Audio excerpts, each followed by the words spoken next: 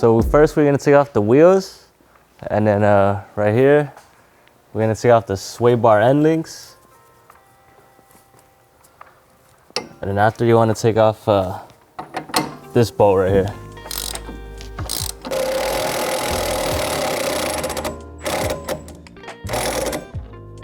So basically we're gonna pry this down, the lower control arm, to get this bolt out. I'm trying to release the tension to take the bolt off so we don't strip it.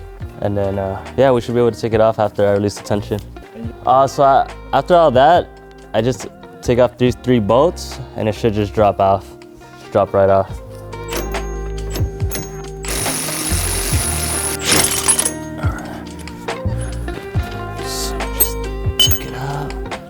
These on the top.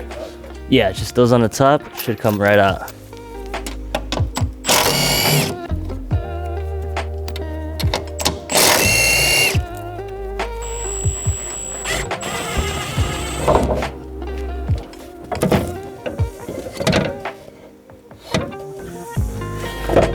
All right, probably gonna have to take this one off.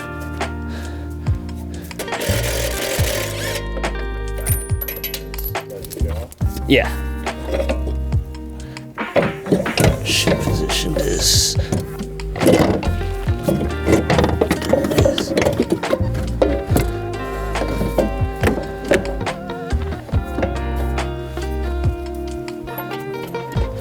Okay, so you don't want to leave this hanging because your ABS wire and your speed sensor and your brake line is just gonna be hanging. And there's too much tension, it might cause it to rip. Either bungee cord it, I don't have a bungee cord right now, or just like a zip tie or something, just so there's no tension on it. As long as there's no tension, you can leave it hanging or whatever. But the reason why I put it back is because so it doesn't hang. Okay, so we're gonna take off the wheel. After, we're gonna take off the sway bar end link right here. You're just gonna grab a 18mm wrench, and you're gonna basically have it like this, holding the nut. There's an 8mm that you can just use this to loosen it. It's just gonna go like this. Goes like this, and then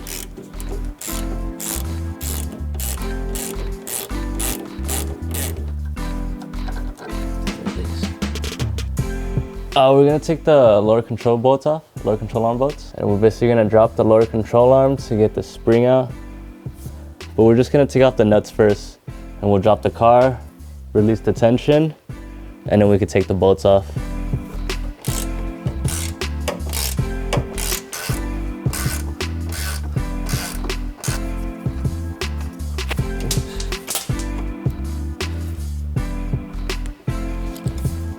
So I got all the bolts in. I'm just taking out the nuts.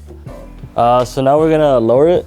Right now we're jacking up the lower control arm. We're trying to release the tension. Put a jack under, lift it up, and then to release the tension off this bolt that goes through the strut and the lower control arm. After you take that out, you should be able to get a pry bar in here, pry it down, and the spring should just pop right off from here. You just got it. Yeah. Just needs to come off just like that. All these, I didn't have to touch. So I'm gonna just tighten them down right now. Yeah, let me just tighten these down then. Okay, now we're gonna take off the strut right here. There's 2 bolts that hold it on the top.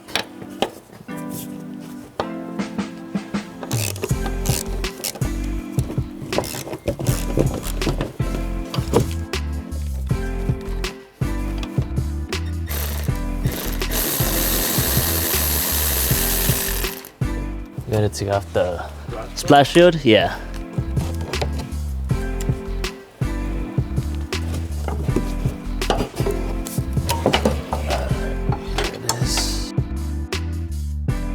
Since these are adjustable, you can adjust the height. And basically the max is how tall this is. So your stocks, I usually like to do 1 inch below stock, just to get started. Okay. So the easiest way is to match up the other side right now while they're both out.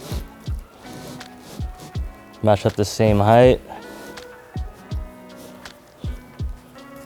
so you don't gotta worry about it later.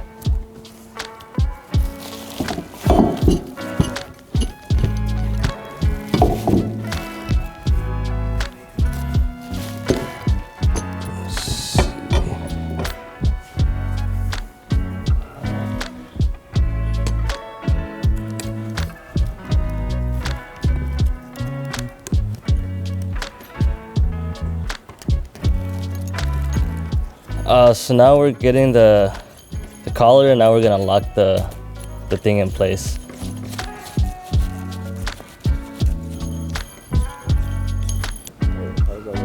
Yeah, so for coilover it's just one height until you adjust it, but this one you can adjust it with air.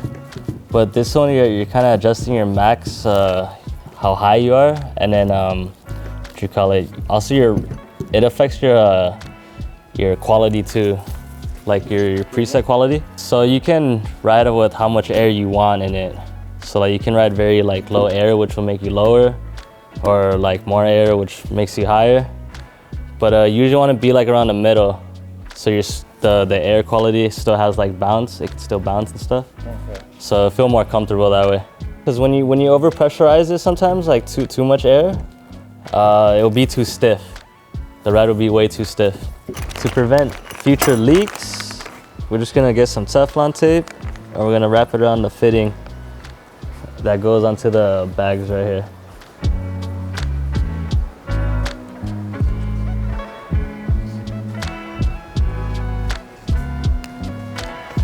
So just like that.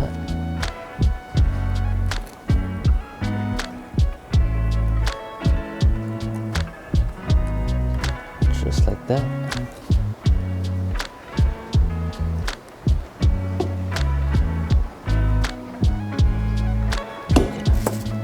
Now we're just gonna mock everything up to see how the hose is gonna get routed.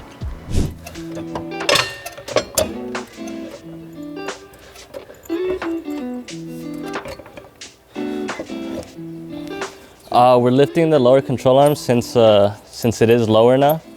We gotta lift the lower control arm to match the height of this, just so the boat can go through.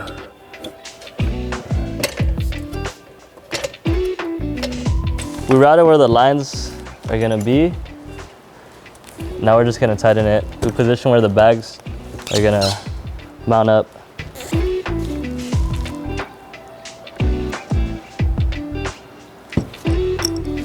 Right now we're just figuring out how we're gonna route the lines. What we figured out is we're probably just gonna run it up against this channel right here. Yeah, this whole thing, we're just gonna zip tie. Since it's already pre-existing hose, we're just gonna zip tie it to this, to the back, and then to the compressor in the rear. We're gonna take out this fitting right here, attach this one here, throw this one on. It's gonna go like that.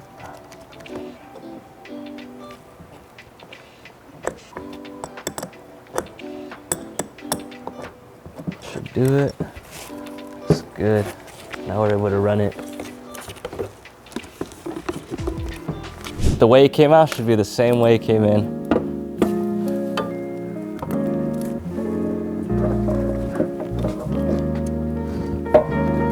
Okay.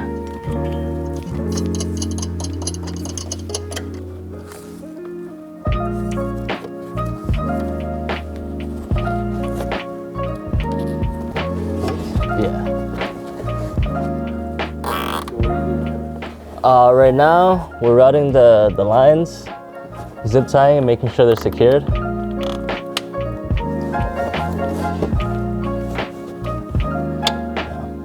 So basically we ran it from the top, ran it through the fender liners, zip tied everything, ran it down into here, and then we followed this right here.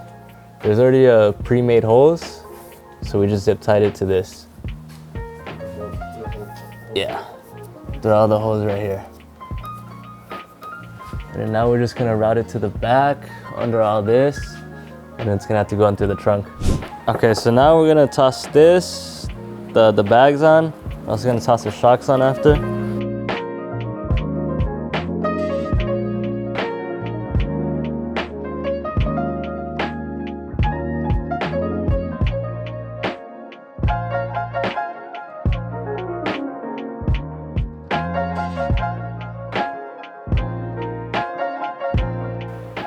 Now we're gonna toss the shock in. Just go in here. Just like that. We're gonna mount the 2 bolts to here.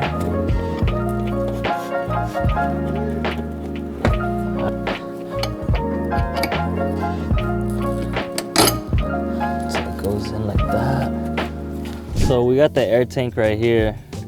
You're gonna have your compressors running through your water trap and then your compressors. So you have that whole line in your water trap and in the compressors. So we have that right here. We got 2 lines running into the manifold. So we have 2 lines running down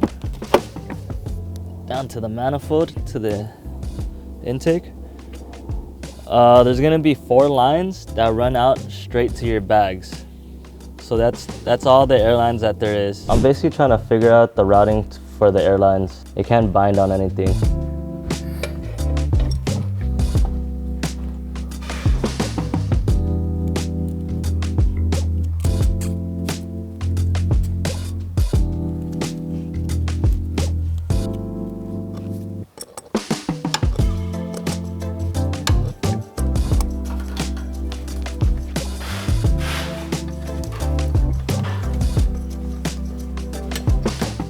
These are actually factory holes already. You just have to pop it out. There's a cover on both sides.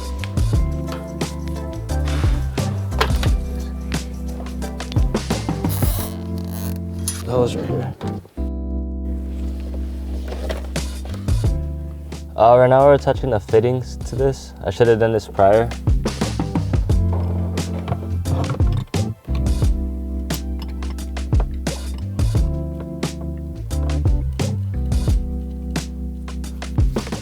So now we're just attaching the rear left line to the manifold.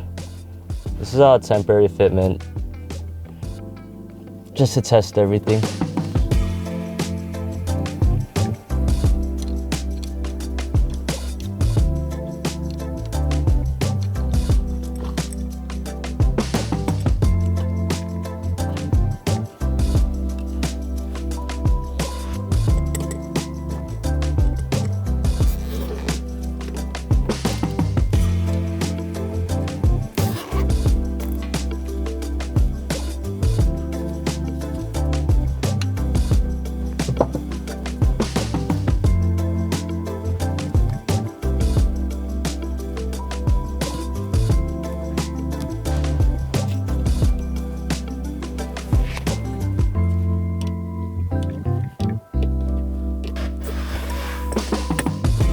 For the wiring, it depends how much compressors you have.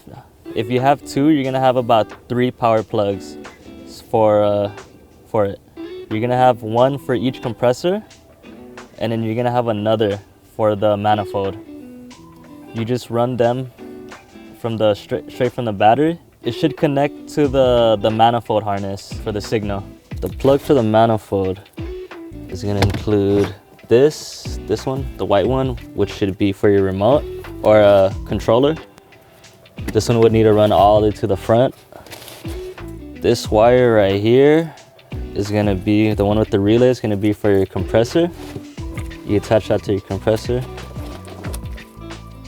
And then this is the main wire that goes also to here. There's gonna be a ground and a positive that goes straight to the battery. And then this yellow one right here is your accessory. We plugged it in, we tapped into the 12-volt cigarette lighter. Your fuse, this is for your compressor. You're basically just gonna need to take off the wiring and then crimp it down. Put it in and crimp it down. So you're gonna have 3 positive wires. You're gonna have about 3 positive cables coming from the wires. You attach that to the positive post down there where the battery's at, and you should have 2 grounds also. How we ran it was we basically stuck it under the carpet under here. We tore off this trim, should come off pretty easily. Pretty easy trim. Straightforward. Ran all the wires under the carpet. and then we tucked it into this panel. I didn't even remove it, we just tucked it right under it. Going straight to the back. Kept tucking it under. Released all the cables right here. You got your 3 positives for your compressor, or 2 positives for compressor. This is your remote wire. I wired up the remote to the 12-volt cigarette lighter. There's a whole diagram for this, and it basically just connects into where it says it connects. So it says pump, you basically connect to the pump. Your ground, I grounded it to the seat where the mounts are. If you want it hidden, you can try hiding it under everything in a compartment. Okay, so the application is available for both Android and iPhone. Right here we have an Apple, and so you can go to the App Store and download it, and it's just gonna sync in through Bluetooth. So connect it to the previous device, yes. And now we already have been connected. So if we just go, you gotta select the rear and the front, and then we're just gonna go up. So it just went up. And as to connect the device, all you have to do is just go over here under the settings, if you follow me. In order to connect it through the app, you will need to connect it through Bluetooth. Let me take it out really quick. So, and also comes with your holder for the controller.